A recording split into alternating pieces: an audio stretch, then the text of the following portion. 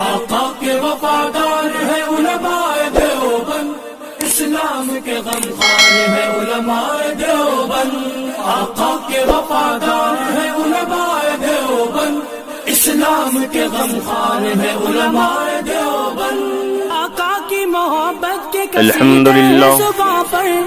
لله نحمده ونستعينه ونستغفره ونؤمن به ونتوكل عليه ونعوذ بالله من شرور أنفسنا ومن سيئات أعمالنا من يهد الله فلا مضل له ومن يضلل فلا هادي له ونشهد أن لا إله إلا الله وحده لا شريك له ونشهد أن سيدنا مولانا محمدا عبده ورسوله الذي أرسله بالحق بشيرا ونذيرا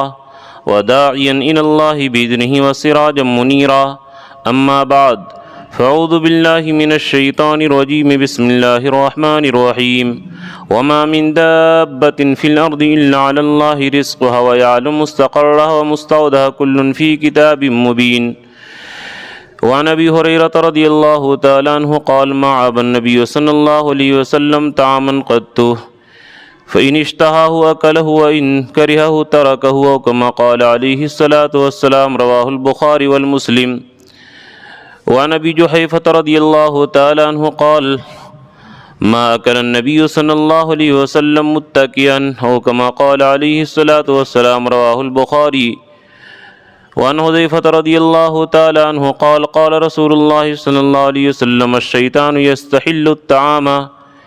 اللہ یذکر اسم اللہ علیہ او کما قال علیہ الصلاۃ والسلام رواہ المسلم صدق اللہ العظیم وصدق رسولہ النبی الکریم ونحن علی ذلک لمن الشاہدین والشاکرین والحمد للہ رب العالمین۔ میرے محترم بزرگوں اور دوستو، شریعت اسلام کے اندر جو مطالبہ ہے ادخلوا فی السلم کافہ، کہ اے مسلمانوں ایمان کے اندر مکمل داخل ہو جاؤ، مکمل اسلام لاؤ، یہ اللہ کی طرف سے مطالبہ ہے۔ لیکن ہم لوگوں کے اندر کمی یہ ہے کہ صرف عبادت کا پہلو لے کر کے اور سوچتے ہیں اسلام مکمل ہو گیا۔ جو آپ حدیث سنتے ہیں بنی الاسلام علی خمسن، کے اسلام کی بنیاد رکھی گئی 5 چیزوں پر، تو جیسے کہ گھر کی بنیاد رکھتے ہیں تو صرف پیلر کھڑا کر دینے سے وہ گھر کافی نہیں ہوتا ہے، بلکہ اس کے چاروں طرف اینٹ جوڑنی پڑتی ہے، اس کے اوپر چھت ڈالنی پڑتی ہے، اس کے پلاسٹر اور کیا ہے پوری تکمیل کرنی پڑتی ہے، تب جا کر وہ گھر پائے تکمیل تک پہنچتی ہے۔ اسی طریقے سے مکمل اسلام جب اپنائیں گے تب جا کر اسلام کی تکمیل ہوگی۔ اسلام کے اندر مکمل طور پر داخل ہونے کا اللہ نے مطالبہ کیا ہے کہ ہمارے عقائد بھی صحیح ہوں، کہ اللہ کے بارے میں جو عقیدہ رکھنا ہے، رسول کے بارے میں جو عقیدہ رکھنا ہے، مرنے کے بعد زندہ ہونے کے بارے میں جو عقیدہ رکھنا ہے وہ عقیدہ بھی درست ہو، ہمارے عبادات بھی صحیح ہوں، کہ نماز، روزہ، زکوٰۃ، حج، ان تمام عبادتوں کی پابندی ہو۔ اسی طرح معاملات کہ ہمارا لین دین، تمام کاروبار شریعت کی روشنی کے اندر ہو۔ اسی طریقے سے اخلاقیات، کہ ہمارے اخلاق کیسے ہوں اور ہمارے اندر کے دل کیسے ہوں، یہ بھی شریعت کے مطابق ہو۔ اسی طریقے سے معاشرت، کہ آپس میں رہنا سہنا، زندگی گزارنا، کھانا پینا، لباس پہننا، یہ سب معاشرت کے اندر داخل ہے۔ لیکن معاشرے کے لوگ دین سمجھتے ہی نہیں ہیں، اس کے اندر آزاد سمجھتے ہیں۔ تو جس طریقے سے پچھلی ہفتہ میں نے سمجھا کہ لباس کے اصول اور آداب بیان کیے، اسی طریقے سے کھانا کھانا، پانی پینا، یہ ہم لوگوں کی ضروریات زندگی ہے، ہر آدمی اس کا محتاج ہے۔ تو کھانے کے بارے میں بھی آداب کا تذکرہ ہونا چاہیے۔ دیکھیے، ایک مسلمان بھی کھاتے ہیں، ایک غیر مسلم بھی کھاتے ہیں، بلکہ دنیا کا ہر جاندار کھاتا ہے۔ لیکن ایک مومن کے کھانے میں فرق ہونا چاہیے، کہ مومن کے کھانا عبادت ہونی چاہیے۔ حضرت ڈاکٹر عبدالحی عارفی رحمۃ اللہ علیہ، جو تھانوی رحمۃ اللہ علیہ کے بڑے خلیفہ ہیں، انہوں نے کہا ہر کام کے اندر مشق اور پریکٹس کرنی پڑتی ہے، کہ ہر کام دین بن جائے. جیسے بچے سے محبت کرنا، پیار کرنا، ایک کیا ہے، ہر آدمی اپنے بچے سے پیار محبت کرتا ہے، لیکن وہی اس نیت سے کہ اللہ کا حکم ہے، رسول صلی اللہ علیہ وسلم بچوں سے پیار کرتے تھے، ہم ان کی پیروی میں، ان کے اتباع میں اگر بچوں کو پیار کرتے ہیں، بچوں سے دل بہلاتے ہیں، تو یہ دنیا کا تو فائدہ ہے ہی ہے، ساتھ میں یہی بچوں کے ساتھ کھیلنا دین بن جائے گا. اور جتنا گھنٹہ بچوں کے ساتھ جائز حدود کے اندر کھیلیں گے اتنا گھنٹہ ثواب لکھا جائے گا. اس لیے ضرورت ہے کہ ہم ہر چیز کو سیکھیں. چنانچہ اللہ کے نبی ہر چیز ہمیں سکھلا کر کے گئے. ایک یہودی نے اعتراض کیا، بلکہ یہ حضرت سلمان فارسی رضی اللہ تعالیٰ عنہ سے ایک مشرک نے اعتراض کیا کہ یعلمکم صاحبکم کل شیء حتی الخیرات، کہ تمہارے نبی تو اتنے بڑے مقام اور مرتبہ کے مالک ہیں، لیکن تم کو ہر چیز سکھاتے ہیں، حتی الخیرات، یہاں تک کہ استنجا جو گھن کی چیز ہے اور شرم کی چیز ہے، استنجا کرنا بھی تم کو سکھاتے ہیں. یہ تو نبی کے شان کے خلاف ہے کہ نبی اتنے بڑے اور اتنے مقام کا مالک اور اتنی گھٹیا چیز اور گھناؤنی چیز تم کو سکھائیں. یہ ہمیں سمجھ میں نہیں آتا ہے. یہ اس کافر مشرک نے اعتراض کیا. تو حضرت سلمان فارسی شرما نہیں گئے، بلکہ فرمائے اجل، ہاں، جس کام کو تم اعتراض سمجھتے ہو اور جس کام کو تم عیب سمجھتے ہو، ہمارے نبی ہم کو یہ سکھلا کر کے گئے، اجل اللہ نستنجیا باستقبال القبلۃ، اللہ نستقبل بالقبلۃ، کہ استنجا کرنے میں خانہ کعبہ کا طرف منہ نہ کریں، وَأَلَّا نَسْتَنْجِيَ بِأَيْمَانِنَا، اور اسی طریقے سے ہم داہنا ہاتھ سے استنجا نہ کریں. یہ ہمارے نبی سکھا کر کے گئے ہیں. یہ تو نبی کا کمال ہے کہ جس طرح ماں باپ اگر شرمائے بچے کو استنجا کرنا اور یہ چھوٹی چھوٹی بات نہ سکھائے تو زندگی بھر بچہ وہ ناکارہ رہتا ہے. اسی طریقے سے ہمارے نبی ماں باپ سے بھی زیادہ محبت کرنے والے ہیں اور استنجا کا طریقہ بھی سکھاتے ہیں. تو یہ تو اسلام کا حسن ہے، اسلام کی خوبصورتی ہے، اسلام کا جمال ہے اور اسلام کا کمال ہے کہ نبی ہر چیز کو سکھا کر کے گئے. یعنی یہ کہنے کا حاصل یہ ہے اس حدیث کا کہ ہم لوگ جن یہ سوچتے ہیں کہ کھانے پینے میں آزاد ہیں، جیسے چاہیں لباس پہن لیں، جیسے چاہیں کھا لیں، جیسے چاہیں پی لیں، آزاد نہیں ہیں. ہم جو کلمہ کے اندر اقرار کیے ہیں لا الہ الا اللہ محمد الرسول اللہ، اللہ کی غلامی اور رسول کی غلامی ہے کہ اللہ کے مرضی کے مطابق اور رسول کے طریقے کے مطابق زندگی گزاریں گے. یہ ہم نے ایگریمنٹ اللہ سے کر لیا. تو یہ ہم لوگ آزاد نہیں ہیں، اور اسلام ہی ایک ایسا مذہب ہے جس نے پیدا ہونے سے لے کر موت تک اور صبح اٹھنے سے لے کر کے سونے تک اور زندگی کے ہر شعبے کے اندر اور ہر چیز کے اندر اسلام ہی نے ایک تمام آداب کو بیان کیا. اور فقہائے کرام، چاروں ائمہ کرام نے ان چیزوں کو لکھ کر کے گیا ہے، یہ لکھ کر کے گئے ہیں. چنانچہ بعض لوگ جہالت میں اعتراض کرتے ہیں کہ چار ہی امام کی پیروی کیوں کرتے ہیں، امام ابو حنیفہ، امام شافعی، امام مالک، امام احمد بن حنبل، یہ چار ہی امام کی پیروی کیوں کرتے ہیں؟ اور بھی بڑے بڑے علماء گزرے ہیں، ابن تیمیہ، علامہ ابن قیم، ان کی پیروی کیوں نہیں کرتے؟ پیروی کا مطلب ہم بتا دیے ایک بار کہ پیروی کا مطلب یہ نہیں ہے کہ رسول کو چھوڑ کر کے ان کی مانے الگ شریعت، یہ تو کفر ہے. رسول کو چھوڑ کر کے ان کی شریعت الگ بنائی ہوئی نہیں ہے، بلکہ اللہ کے رسول کی سنت کو ان چاروں فقہا نے جمع کیا ہے پیدا ہونے سے لے کر موت تک. اور یہی چار امام صرف کے ایسے ہیں کہ جنہوں نے تمام سنت کو لکھ کر کے گئے ہیں، اور ان ائمہ کے علاوہ کوئی پانچواں آدمی لکھ نہیں سکا، ان کی زندگی نے وفا نہیں کی، اس لیے انہی چار امام کی تقلید کی جاتی ہے. تقلید کا مطلب کہ اللہ، جیسے کہ آدمی وکیل کی پیروی کرتا ہے کہ وکیل لڑے کیس، لیکن وکیل کے کیس لڑنے کا مطلب یہ نہیں کہ وہ ہندوستان کے قانون کو نہیں مانتا ہے، بلکہ ہندوستان کے قانون کو مانتا ہے لیکن اتنی صلاحیت نہیں کہ اس آئین سے بحث کر سکے، اس لیے مجبوری میں سہارا لیتا ہے وکیل کا، اور جو خود ماہر ہو اس کو وکیل کے سہارا لینے کی ضرورت نہیں ہے۔ اسی طرح جن کو ایک حرف عربی نہیں آتی ہے اور حدیث نہیں آتی ہے اور وہ دعویٰ کرے کہ ہمارا علم ان سے بڑھا ہے، ہم ان کی پیروی نہیں کرتے، قرآن اور حدیث کے ان کے اتباع میں ہم سمجھتے ہیں انہوں نے جو لکھ کر کے گیا ہے، یہ مطلب ہوتا ہے ان کی پیروی کا، یہ مطلب نہیں کہ رسول کو چھوڑ کر کے ان کو مانے۔ تو بہرحال کہ اللہ کے نبی صلی اللہ علیہ وسلم تمام چیزوں کو بیان کر کے گئے ہیں، اور اللہ کے رسول صلی اللہ علیہ وسلم کی شریعت کامل اور مکمل ہے۔ اب ہماری بے وقوفی ہے کہ جس کے گھر میں بریانی، قورمہ اور دنیا کے تمام کھانے موجود ہوں، وہ اپنے کھانے کو چھوڑ کر کے ایک چمار کے یہاں کی چٹنی روٹی سڑی ہوئی کھائے، یہ اس کے لیے جتنی ذلت کی بات ہے۔ اسی طرح ایک مسلمان جس کے نبی نے تمام چیزوں کو بیان کر دیا ہو اور تمام چیزوں کو سکھا کر کے گیا ہو، وہ اپنے نبی کی پیروی چھوڑ کر کے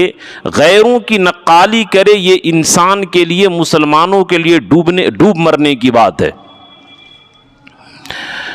تو اللہ کے نبی صلی اللہ علیہ وسلم نے تمام چیزوں کے اوپر زور دیا ہے، یہ نہیں کہ کیا ہے ایک چیز کو بیان کر دیا اور ساری چیزوں کو چھوڑ دیے، تمام پانچوں شعبہ کو زندہ کرنے کا حکم دیا ہے۔ چنانچہ بخاری کے اندر یہ روایت موجود ہے کہ حضرت عمرو ابن سلمہ، یہ ام سلمہ کے بیٹا تھے، پہلے شوہر سے ابو سلمہ سے ان کا انتقال ہو گیا، تو اللہ کے نبی جب نکاح کیے تو سوتیلا بیٹا کو بھی یہ اپنی پرورش میں لے لیے۔ حضرت عمرو ابن سلمہ فرماتی ہیں کہ میں کھا رہا تھا، وَكَانَ يَدِي، کہ میرا ہاتھ پلیٹ کے اندر کبھی یہاں کہاں، کبھی وہاں، کبھی وہاں، کبھی ادھر ادھر چلا جاتا تھا، جیسے کہ بچوں کی عادت ہوتی ہے۔ تو اللہ کے رسول فرمایا، یا غلام سم اللہ، کہ اللہ کا نام لے کر بسم اللہ پڑھ کر کے دعا کر کے کھایا کرو، وَكُلْ بِيَمِينِكَ، اور اپنے داہنے ہاتھ سے کھایا کرو، وَكُلْ مِمَّا يَلِيكَ، اور اپنے سامنے سے کھایا کرو۔ اب اسی حدیث کے اوپر تھوڑی سی آپ کے سامنے کھولنا چاہتا ہوں اور روشنی ڈالنا چاہتا ہوں۔ اللہ کے نبی صلی اللہ علیہ وسلم سب سے پہلی چیز یہ فرمائے کہ جب بھی تم کھانا کھاؤ تو اللہ کا نام لے کر اس پر کھانا کھایا کرو، بسم اللہ پڑھ کر کے، بسم اللہ وعلی برکت اللہ، یا اللہم بارک لنا فیہ ورزقنا منہ خیرا، یہ سب دعائیں پڑھ کر کے کھایا کرو۔ اس کے اندر علماء حکمت یہ لکھتے ہیں کہ اس کے اندر اس دعا پڑھنے کے ذریعے مسلمانوں کو اس بات کے اوپر ترغیب دلانا ہے کہ جو کھانا تم کو مل رہا ہے یہ تمہاری قوت بازو اور اپنی طاقت کی کمائی نہیں ہے، بلکہ اللہ کی طرف سے عطیہ ہے، کہ تمہارا ذہن اللہ کی طرف جائے کہ یہ کھانا جو ہے اس کے اوپر کسانوں نے کتنی محنت کی، کتنا اس کے اوپر اللہ تعالیٰ نے دھوپ اور پانی کا انتظام کیا، کیسے یہ پیس کر کے ہمارے سامنے ہماری گھر کے عورتوں نے بنا کر کے ہمارے سامنے پیش کیا، کس طریقے سے محنت کے ساتھ اللہ تعالیٰ نے رزق یہ ہمارے تک پہنچایا ہے۔ اسی کو اللہ نے بیان کیا ہے، انتم انزلتموہ من المزن ام نحن منزلون، کہ تم لوگ بارش برسانے والے ہو یا ہم بارش برسانے والے ہیں۔ انتم تزرعونہ ام نحن الزارعون، کہ کھیتی کی پیداوار تم کرنے والے ہو یا میں کرنے والا ہوں۔ اللہ تبارک تعالیٰ سے ہوتا ہے، یہ اللہ تبارک تعالیٰ کا عطیہ سمجھ کر کے انسان کھائے، اور یہ بھی سمجھے کہ اللہ تبارک تعالیٰ نے ہمیں رزق دیا، ورنہ اور یہ رزق دینا صرف اللہ کے بس کی بات ہے۔ وَمَا مِن دَابَّةٍ فِي الْأَرْضِ إِلَّا عَلَى اللَّهِ رِزْقُهَا، کہ جتنے بھی روئے زمین کے اندر انسان بسنے والے ہیں سب کو رزق دینے والا صرف اور صرف اللہ کی ذات ہے، اللہ کے علاوہ کوئی رزق نہیں دے سکتا ہے۔ چنانچہ آپ لوگ سلیمان علیہ السلام کا قصہ سنے ہوں گے کہ سلیمان علیہ السلام کی طرح کسی آدمی کو بادشاہت ملی ہی نہیں. انہوں نے دعا بھی کی تھی وَهَبْ لِي مُلْكًا لَا يَنبَغِي لِأَحَدٍ مِّن بَعْدِي کہ اللہ مجھے ایسی حکومت دیجیے جو میرے بعد کسی کو نہ ملے. تو سلیمان علیہ السلام کی طرح آج تک کسی کو حکومت نہ ملی ہے اور نہ ملے گی، نہ ان سے پہلے کسی کو ملی اور نہ ان کے بعد کسی کو ملے گی. حضرت سلیمان علیہ السلام اللہ سے دعا کی کہ اے اللہ میں آپ کی ساری مخلوق کو 1 سال تک دعوت کر کے کھانا کھلانا چاہتا ہوں. اللہ تعالیٰ فرمائے نہیں، تمہاری طاقت نہیں ہے، تمہارے بس میں نہیں ہے سلیمان کہ میرے بندوں کو تو کھانا کھلا سکے، تم نہیں کھلا سکتے ہو. پھر دعا کیے کہ اللہ چلیے 1 سال نہیں 1 مہینہ کی اجازت دیجئے کہ 1 مہینہ آپ کے مخلوق کو دعوت کروں. اللہ تعالیٰ فرمائے نہیں، تم نہیں کر سکتے ہو. پھر دعا کی کہ اللہ 1 ہفتہ اجازت دیجئے 1 ہفتہ کھانا کھلائیں. اللہ تعالیٰ فرمائے نہیں کھلا سکتے ہو. فرمائے کہ اے اللہ کم سے کم 1 دن کی اجازت دیجئے. تو بہت اللہ تعالیٰ سے گریہ وزاری کے بعد 1 دن کی اجازت مل گئی، چلو 1 دن کھانا کھلا دو. سلیمان علیہ السلام پاس چونکہ جنات بھی تھے، ہوا بھی تھی، ساری کی ساری دنیا پر ان کی حکومت تھی. صرف انسانوں پر نہیں، جنات پر، ہوا پر، چرند پر، پرند پر، تمام چیزوں پر اللہ تعالیٰ نے حکومت دی تھی. پیسے کی بھی کوئی کمی نہیں تھی اور لیبر کی بھی کمی نہیں تھی. اب جناتوں نے بڑے بڑے ڈیگ میں کھانا مہینوں سے پکانا شروع کر دیا. ہواؤں کو حکم دیا کہ کھانے پر چلتے رہو تاکہ وہ فریج کا کام دے. بہرحال کئی مہینے تک کھانا یہ پکا اور جب تیار ہو گیا دسترخوان، حد نظر تک مشرق سے مغرب تک دسترخوان لگا. تو اللہ تعالیٰ سے پوچھے کہ پہلے کس کو کھلائیں، دریا کے مخلوق کو یا زمین کے مخلوق کو، خشکی کے مخلوق کو. چنانچہ فرمایا کہ پہلے دریا کے مخلوق کو کھانا کھلائیے. ایک مچھلی ظاہر ہوئی اور وہ کہی کہ اے سلیمان سنا ہے کہ آپ نے دعوت کی ہے. بولا ہاں دعوت تو کیا ہوں، چلو کھانا کھلاؤ. چنانچہ مچھلی کو حکم دیا چلو سب سے پہلے تم ہی کھانا کھاؤ. مہینوں جو جنات بڑے بڑے جو طاقتور ہوتے ہیں، کئی ہزار یہ ارب ٹن پکا سکتی ہیں، ایسے جنات طاقتور تھے اور انتظام میں تھے. مچھلی دسترخوان پر کھانا شروع کی اور جتنا کھانا 2 مہینہ 3 مہینہ سے جو پک رہا تھا، تمام کھانا کو اکیلے کھا گئی. اور سلیمان علیہ السلام سے مچھلی کہی اور کھانا لاؤ، ابھی تو 1 لقمہ ہوا ہے، اللہ تعالیٰ مجھے روزانہ یہ 2 لقمہ یا 3 لقمہ کھلاتے ہیں، اے سلیمان کھانا لاؤ. اب سلیمان علیہ السلام پریشان ہو گئے کہ یا اللہ میں تو ایک جانور، ایک مخلوق کو، ایک مچھلی کو کھانا نہیں کھلا سکا. فوراً سجدے میں گر گئے اور کہے واقعتاً رزق دینا اے اللہ صرف آپ کا کام ہے، یہ مخلوق کا کام ہے ہی نہیں کہ رزق دے سکے. تو میرے دوستو جب سلیمان علیہ السلام جیسی ہستی، جن کی جیسا مال نہ کسی کو ملا تھا اور نہ کسی کو ملے گا، وہ ہستی جب ایک مچھلی کو کھانا نہیں کھلا سکتے ہیں تو سوچئے کہ یہ کیا اللہ تعالیٰ ذہن کو یہ دعا پڑھ کے متوجہ کروانا چاہتی ہیں کہ اے لوگو تم اللہ کی عطیہ کی طرف متوجہ ہو کہ جو کھانا تم کو عزت کے ساتھ مل رہا ہے یہ اللہ کی عطیہ اور بخشش ہے. اسی لیے اللہ کے رسول فرمائے سم اللہ کہ تم کھانا کے اوپر بسم اللہ پڑھو، اللہ کا نام پڑھو. اور مسلم شریف کی جو روایت میں نے آپ کے سامنے پڑھی کہ اللہ کے نبی فرمائے ان الشیطان یستحل الطعام کہ شیطان کے لیے کھانا حلال ہو جاتا ہے اللہ یذکر اسم اللہ اگر اس کے اوپر اللہ کا نام نہ لیا جائے. شیطان کے لیے کھانا حلال ہو جاتا ہے، اس کا مطلب تو ایک یہ ہے کہ انسان کے ساتھ شیطان بھی کھانے لگتا ہے. اسی لیے جو آپ یہ حدیث سنے ہوں گے کہ ایک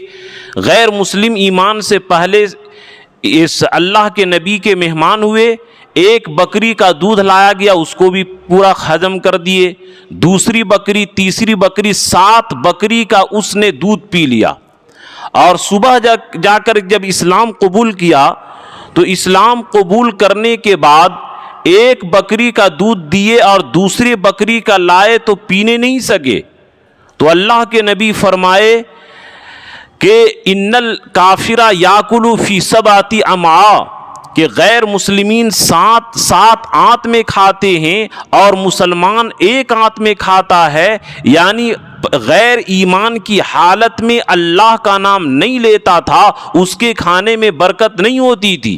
اور اسلام قبول کیا، اللہ کا نام لیا، اللہ تعالیٰ نے اس کے کھانے کے اندر برکت دے دی۔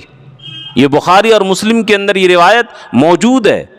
تو اس لیے میرے دوستو اللہ کا نام لیں، اللہ کی عطیہ سمجھ کر کے کھائیں کہ اللہ تعالیٰ نے ہمیں یہ کھانا دیا۔ یہ جو حدیث میں آیا ہے کہ اللہ کے نبی فرمائے کہ میری مغربون ہوتے ہیں، مغربون، اور صرف یہ کھانے کے اوپر نہیں ہے بلکہ روایت کے اندر آتا، جابر رضی اللہ تعالیٰ عنہ سے روایت کی مروی ہے ترمذی کے اندر، کہ جب انسان گھر کے اندر داخل ہوتا ہے اور دعا نہیں پڑھتا ہے، بسم اللہ پڑھ کر کے گھر میں داخل نہیں ہوتا ہے، اللہم انی اسألک خیر المولج و خیر المخرج، بسم اللہ ولجنا و بسم اللہ خرجنا وعلی اللہ ربنا توکلنا، گھر میں جو داخل ہونے کی دعا ہے اس دعا کو نہیں پڑھتا ہے تو شیطان اپنے چیلوں سے کہتا ہے کہ میرے چیلوں آؤ، یہاں رات گزارنے کے لیے اس گھر میں تمہارے لیے جگہ بنا دی گئی ہے۔ چنانچہ کہتا ہے کہ آؤ، مبیت یعنی رات گزارنے کا انتظام تمہارے لیے اس گھر میں ہے، اور پھر سونے پر سہاگا، نعوذ باللہ، اگر کھانے پر بھی نام نہ لے تو شیطان کہتا آؤ اس گھر میں تمہارے لیے کھانے کا بھی انتظام ہو چکا ہے۔ اب سوچئے شیطان جو انسان کا ازلی دشمن ہے، اپنے گھروں میں ہم شیطان کو رہنے کے لیے دیں، ایک گنڈا اور بدماش کو ہم کرایہ پر گھر نہیں دیتے ہیں، اور شیطان جو سراپا دشمن ہے، عدو مبین، یہ کھلا ہوا دشمن ہے، اس کو بغیر کرایہ کے کھانا بھی دیں اور اپنے گھر میں رکھیں تو سوچئے گھر کا انجام کیا ہوگا۔ اس دعا کے اندر جو حکمت ہے کہ اے اللہ، ہم بہترین داخلہ چاہتے ہیں کہ گھر میں داخل ہوں تو کوئی ناگوار واقعہ نہ ہو کہ بیٹا نعوذ باللہ جل گیا، ہاتھ ٹوٹ گیا، ایسی کوئی ناگوار واقعہ ہم نہ دیکھیں۔ اسی طرح گھر سے نکلے تو نعوذ باللہ کوئی ناگوار واقعہ لے کر نہ نکلے کہ ہاسپٹل لے کر کے آئی سی یو میں بھرتی کرانا پڑے، یہ بھی معاملہ نہ ہو۔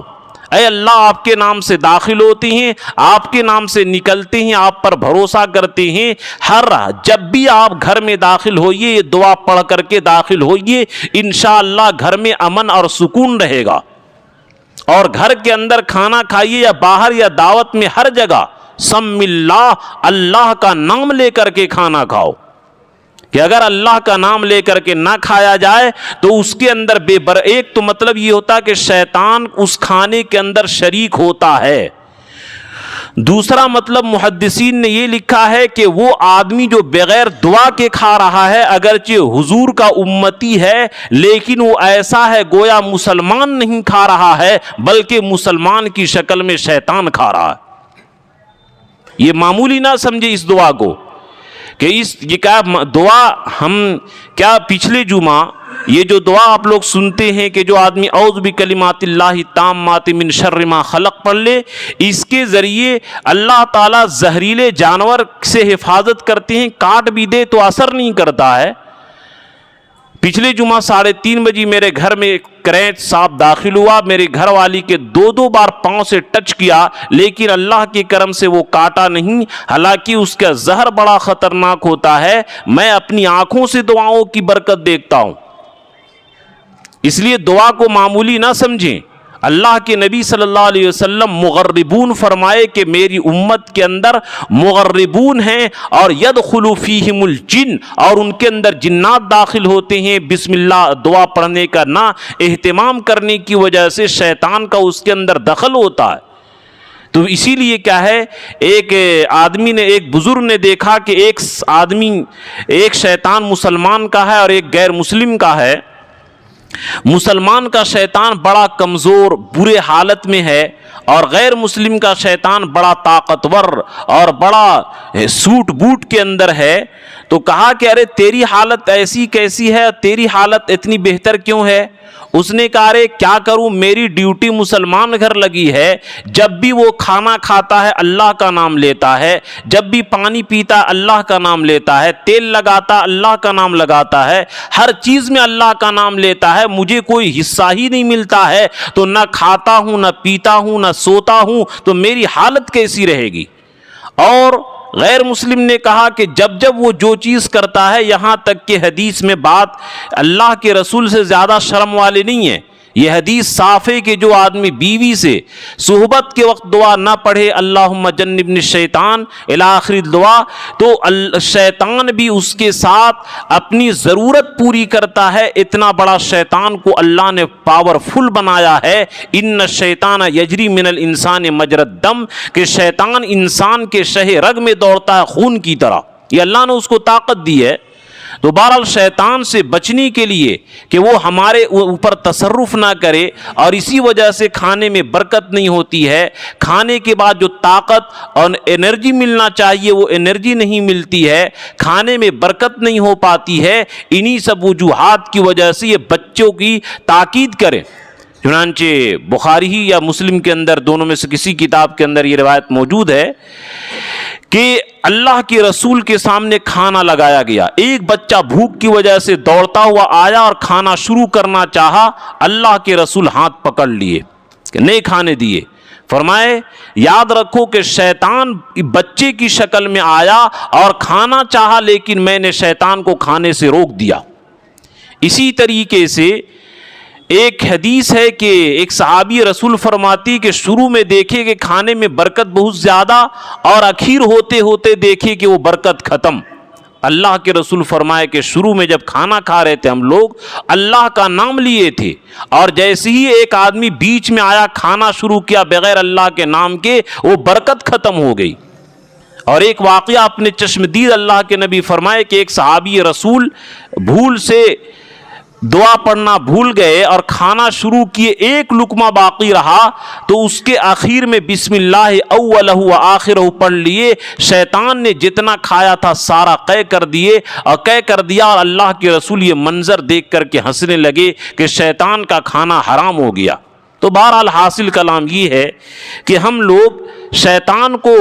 یہ جگہ نہ دے کھانے کے اندر۔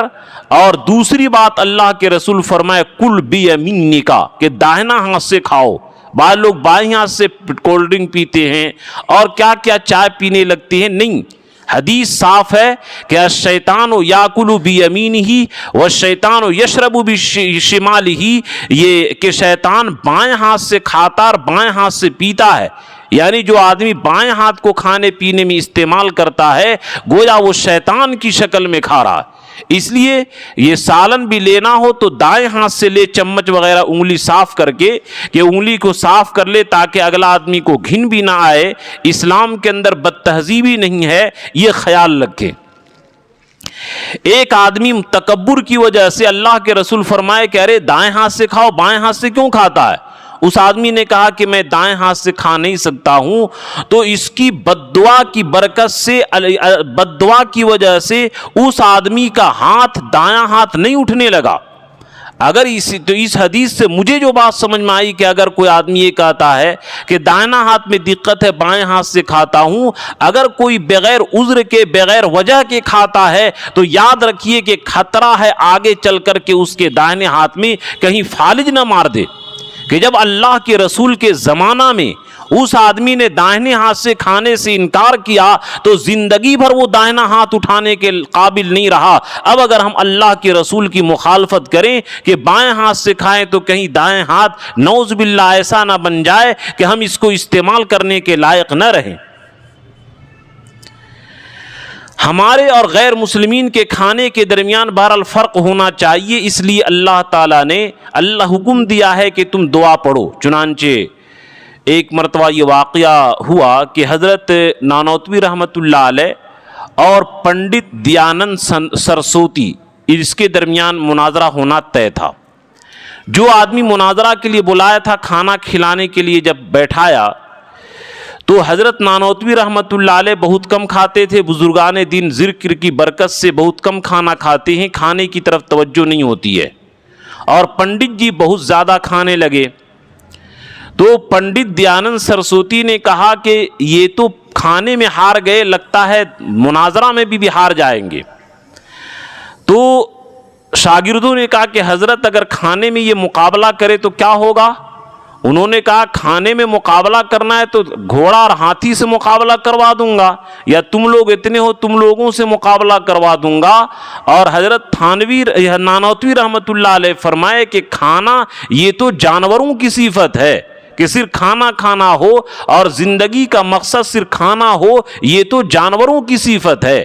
ہم تو کھانا اس لیے کھاتے ہیں تاکہ زندہ رہیں، زندہ اس لیے نہیں رہتے ہیں تاکہ کھانا کھائیں کہ اللہ کے حکم کے لیے، اللہ کی عبادت کے لیے طاقت ملے، اس لیے کھاتے ہیں۔ یہ زیادہ کھانا کوئی عقل مندی نہیں ہے، تو جانوروں کی صفت ہے۔ لیکن بہرحال آدمی کو جتنا بھوک ہو اور جتنی تقاضا ہو کھائے، اس کے اندر کوئی حرج اور گناہ نہیں ہے۔ لیکن پہلی بات کہ اللہ تعالیٰ ذہن متوجہ کرانا چاہتے ہیں کہ تم لوگ اللہ کے نام لے کر کے کھاؤ اور اللہ کا نعمت سمجھ کر کے کھاؤ۔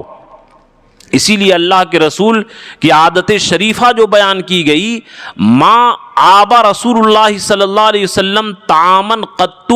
ان اشتہاہ اکلہ و ان کرہہ ترکہ، او کما قال، رواه البخاری والمسلم۔ بخاری مسلم دونوں کے اندر یہ روایت موجود ہے کہ اللہ کے رسول کبھی بھی زندگی میں عیب نہیں لگائے، اے بیکار کھانا بنایا، آج تو مزہ ہی نہیں آیا، کیسے تم لوگ بناتی ہو کھانا، بالکل مجھے اب لگتا ہے ہوٹل میں کھانا پڑے گا۔ بیویوں کو لوگ ڈانٹتے ہیں، حالانکہ یہ سنت ہے کہ اگر بیوی گھر میں بہترین کھانا بنائے تو بیوی کی تعریف کرنی چاہیے کہ ماشاءاللہ بہترین کھانا بنائی ہو، تاکہ اس کا حوصلہ افزائی ہو اور نعمت کی شکریہ ادا ہو۔ تو اللہ کے رسول کو اگر کھانا پسند آتا اکلہ کھا لیتے، وَإِن كَرِهَهُ تَرَكَهُ، اور اگر پسند نہیں آتا تو نہیں کھاتے۔ اب یہ بعض لوگوں کی عادت بھی خراب ہے کہ اگر ایک آدمی جتنی طبیعت تھی اتنا کھانا کھایا، اب پوچھتا ہے گناہگار بنانے کے لیے، کہا کھانا مزہ نہیں آیا، کھانا بڑھیا نہیں بنا، اگر وہ بول دیتا ہے کہ نہیں بڑھیا نہیں بنا تو یہ حدیث کے خلاف عمل ہوگا کہ کھانے میں عیب لگایا۔ اور اگر بولتا ہے کہ کیا ہے یہ نہیں کیا ہے طبیعت میں میری طبیعت کے مطابق نہیں، تو اس کو میزبان کو بے عزتی ہوگی۔ اس لیے کسی کے اوپر پریشر نہیں ڈالنا چاہیے کہ اچھا بنا کہ نہیں بنا، خود آدمی کھانے سے آدمی پہچان لیتا ہے کہ بنا یا نہیں بنا۔ تو بہرحال حضرت ڈاکٹر عبدالحی عارفی رحمۃ اللہ علیہ، ان کا واقعہ مشہور ہے کہ انہوں نے فرمایا کہ ہر چیز دین بن سکتا ہے، یہ جو ہم لوگ کھانا کھاتے ہیں تو یہ دین بن سکتا ہے۔ اور کھانے کے وقت تھوڑی سی تصور کر لو کہ اللہ تبارک تعالیٰ نے ایک یہ ہے کہ ہمیں ایک کھانا دیا، یہ نعمت دیا، ورنہ بہت سارے آپ سفر میں ہوں گے، میں نے بہت لوگوں کو دیکھا کہ گندگی جہاں پر یہ پیخانہ پھینکا رہتا ہے، کوڑا کباڑا پھینکا رہتا ہے، وہاں سے لوگوں کو میں نے دیکھا کہ کھانا اٹھا کر کھاتے ہیں، میں اپنی آنکھوں سے دیکھا ہوں۔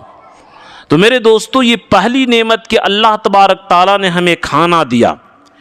دوسری نعمت کہ کھانے کی لذت دی، ورنہ رانچی میں بھی بہت سارے لوگ ایسے ہیں کہ ان کے زبان کا مزہ خراب ہو گیا اور کھانے میں لذت نہیں آ رہی ہے، طبیعت کے مطابق کھانا نہیں مل رہا ہے۔ تو یہ دوسری نعمت کہ اے اللہ آپ نے کھانا دیا، پھر کھانے کی لذت اور جو ٹیسٹ ہے وہ عنایت فرمایا۔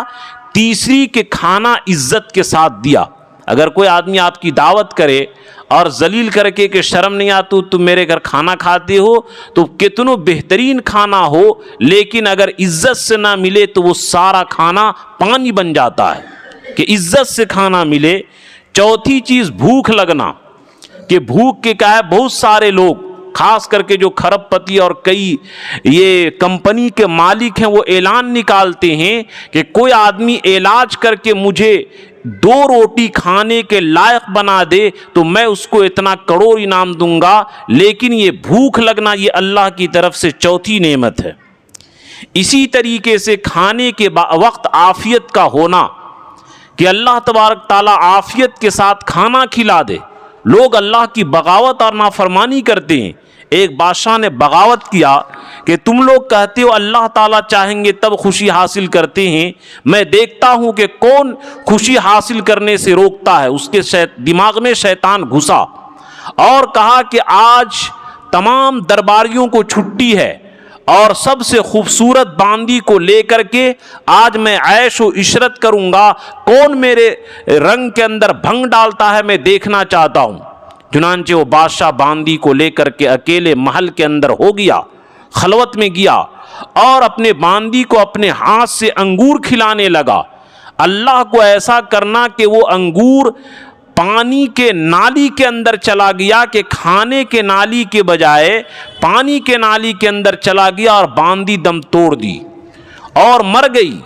بادشاہ پاگل ہو گیا، بالوں کو نوچتا تھا اور بادشاہ کا بھی انتقال ہو گیا۔ 3 دن کے لیے جو چھٹی کیا تھا، جب آتے ہیں واپس تو دیکھتے ہیں کہ بادشاہ بھی مرا ہوا ہے اور باندی بھی مری ہوئی ہے۔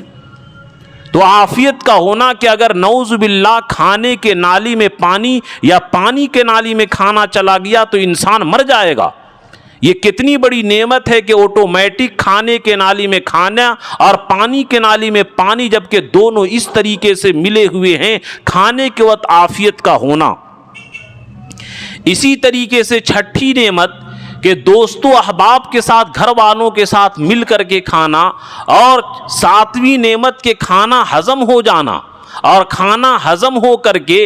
آنکھ کو اس کی طاقت ملنا، کان کو اور جسم کے اندر جو 360 جوڑ ہیں تمام جوڑوں کے اندر اللہ کی طرف سے یہ طاقت پہنچنا، یہ بتائیے کہ کتنی بڑی نعمت ہے۔ چنانچہ واقعہ مشہور ہے کہ ہارون رشید کے سامنے کسی نے کہا کہ اے بادشاہ، اگر آپ کو پانی نہ ملے اور ایک ہی پیالہ پانی ہو اور پیاس شدت کے ساتھ لگی ہو تو بتائیے کہ آپ کیا کریں گے؟ انہوں نے کہا کہ میں آدھی سلطنت دے کر کے اور آدھا ایک پیالہ پانی پی لوں گا۔ پھر اس نے سوال کیا کہ اگر یہ پیشاب جا کر کے راستے سے نہ نکلے، گندگی نہ نکلے، اٹک جائے جسم کے اندر تو کیا کریں گے؟ فرمایا جو نکال دے گا اس کو آدھی سلطنت دے دوں گا۔ تو دیکھیے کہ بلکہ جو ہم سمجھتے ہیں کہ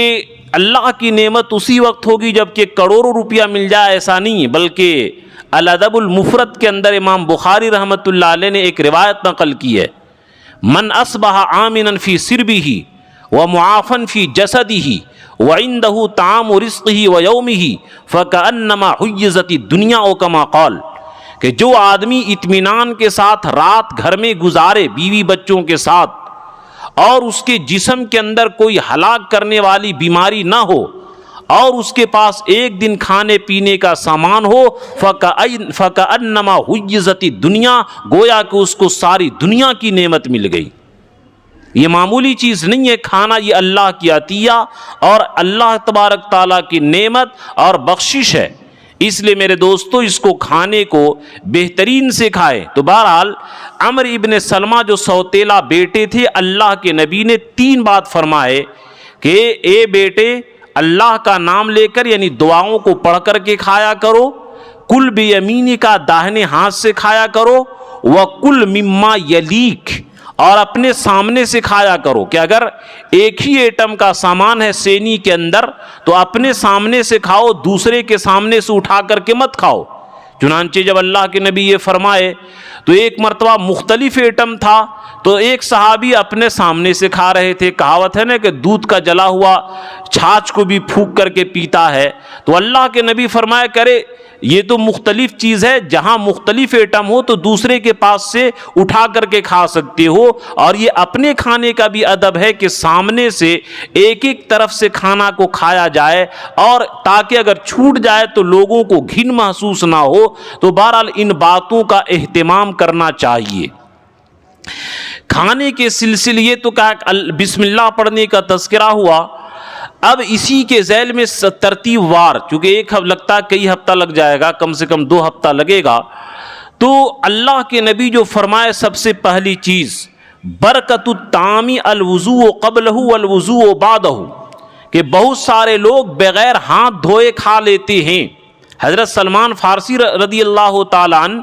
فرمائے کہ اے اللہ کے رسول، چونکہ وہ پہلے توریت وغیرہ سب پڑھے ہوئے تھے، انہوں نے کہا کہ اے اللہ کے نبی، میں نے توریت میں یہ پڑھا ہے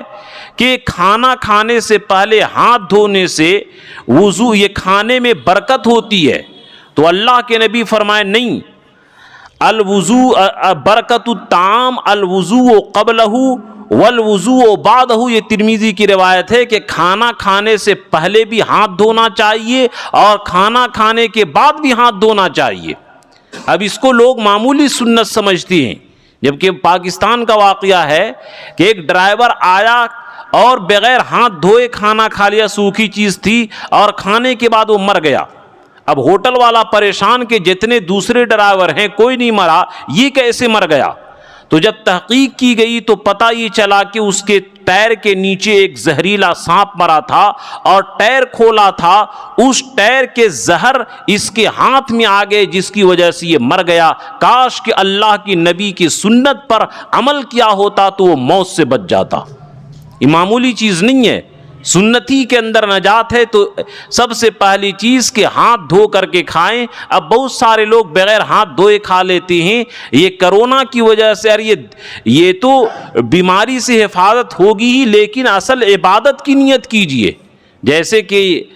آپ آم خریدتے ہیں یا اخروٹ وغیرہ خریدتے ہیں تو اس کا چھلکا اور گٹھلی تو مفت میں ملے گا ہی، لیکن اصل جو مٹیریل ہے اس کی نیت کیجئے۔ اسی طریقے سے اصل چیز جو سنت ہے، اتباع سنت، جس کے ذریعے نبی کی قربت اور آخرت کی کامیابی ملے گی، اس کی نیت کیجئے، اور دنیاوی فائدے تو مفت میں ملیں گے۔ اور ایک بات اصولی طور پر یہ سمجھ لیجئے کہ اللہ کے رسول نے جو کھانے کے اندر جتنی سنتیں بیان کی ہیں، آج غیر مسلمین ڈاکٹر اس کے اوپر تحقیق اور ریسرچ کر کے بتلاتے ہیں کہ اس طریقے سے کھانے سے کیا ہے، انسان بیماری سے محفوظ رہے گا۔ خاص کر کے آج شہروں میں میز پر کھانے کے ذریعے اور امریکن ٹوائلٹ استعمال کی وجہ سے جتنی کثرت سے بیماری پھیل رہی ہے، اس کا تصور بھی انسان نہیں کر سکتا ہے۔ تو بہرحال اللہ کے رسول صلی اللہ علیہ وسلم نے فرمایا کہ برکت الطعام الوضو قبلہ والبعدہ، کہ کھانے کی برکت جو ہے یہ یہ ہاتھ دھونا، وضو سے مراد یہاں پر ہاتھ دھونا ہے، اس کے قبل بھی اس کے بعد بھی۔ اور معمولی چیز ہو تو جس میں اثر نہ ہو، جیسے کہ مونگ پھلی وغیرہ ہے، اس میں ہاتھ نہ دھوئے تو کوئی حرج کی بات نہیں، لیکن خاص کر کے یہ اثر جو ہے وہ کھانے کا، کہ انسان کے جو کھانے کا اثر ہوتا ہے اور انگلی سے جو پلازما نکلتا ہے، بغیر ہاتھ دھوئے کھائے گا تو جراثیم پیٹ کے اندر جائیں گے اور طرح طرح کی بیماریوں کا وہ سبب ہوگا۔ اس لیے نبی کی ہر سنت کے اندر اتنی حکمت اور دنیا اور آخرت کی بھلائی چھپی ہوئی ہے جو تصور سے باہر کی بات ہے اور بیان کرنے سے باہر کی بات ہے۔ تو بہرحال حاصل کلام یہ نکلا